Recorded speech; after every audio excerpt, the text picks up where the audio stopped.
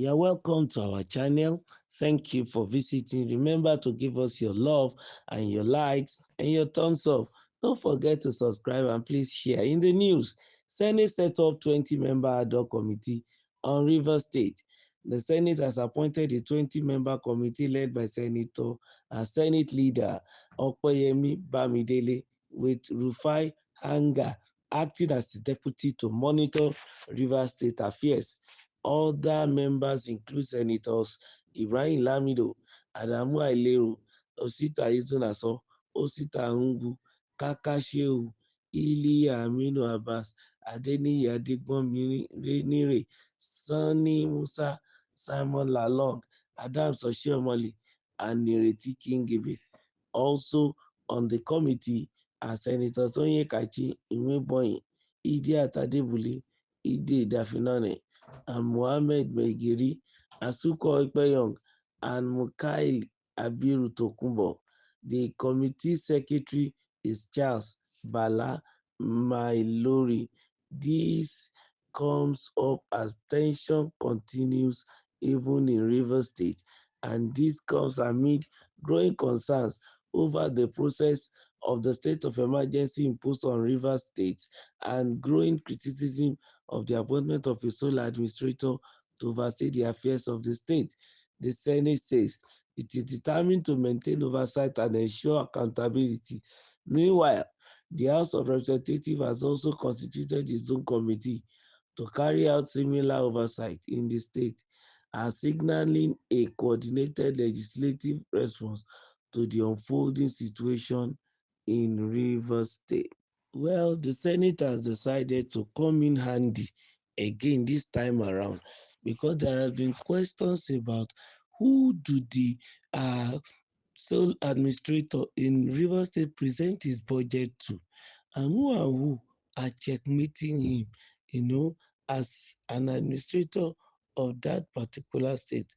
Of course, it requires the two-third majority of the Federal House of Representatives and the Senate to pass the vote of state of emergency that was declared by the president before it can become legally actualized.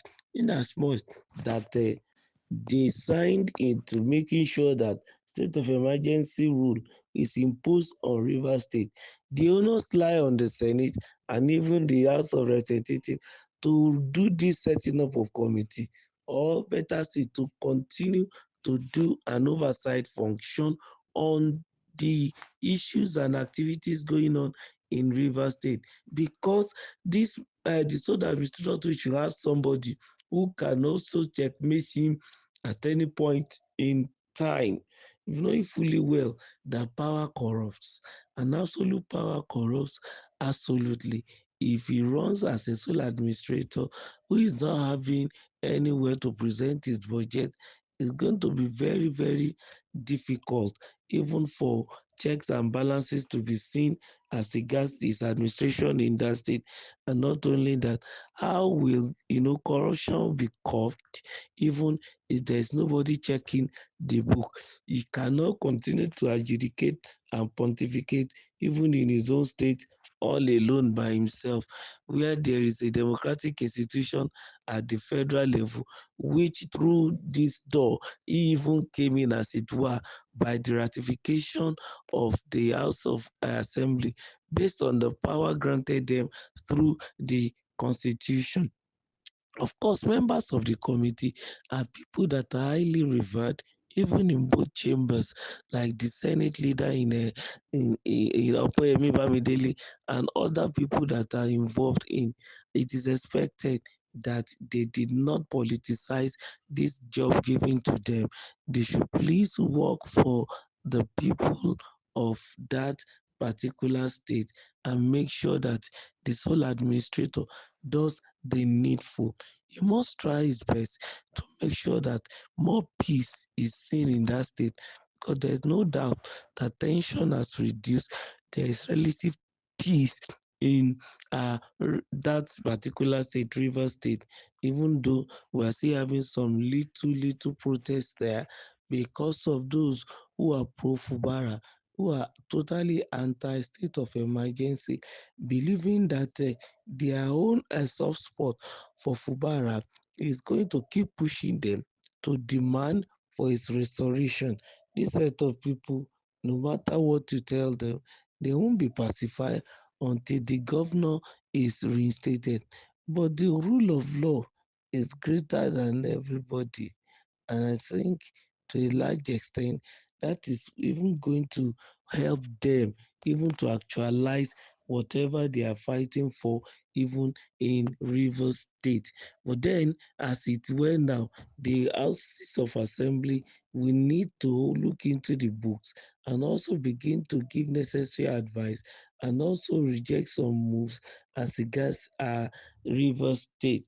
They should set up this committee to make sure that things are put in right perspective, because there are growing concerns over the process of the state of emergency that was imposed on Rivers State, and also growing criticism of the appointment of a sole administrator to oversee the affairs of the state.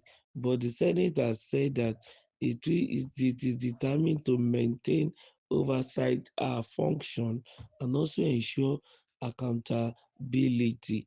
And this is very, very good. It is a welcome uh, development. And the same thing too from the House of Representatives. This is signaling a coordinated legislative response to the unfolding situations, even in Rivers State. So the sole administrator is now expected to deliver even to the people of Rivers State whatever President Tinubu would desire for the progress, the success, and the purity of the state. I advise that it should be put into perspective and then let everything be done rightly. So the sole administrator should please make sure that the people are happy, and that is the main thing.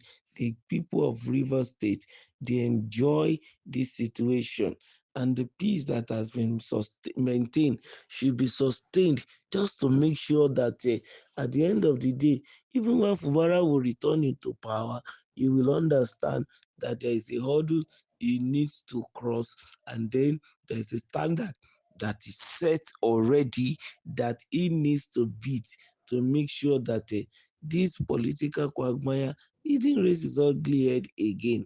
Let us continue to wait and see what the members of the House of Assembly will do. We are hoping they won't bring corruption into Rivers State as it were. Don't forget to like, to share, and also to subscribe to our channel. Thank you.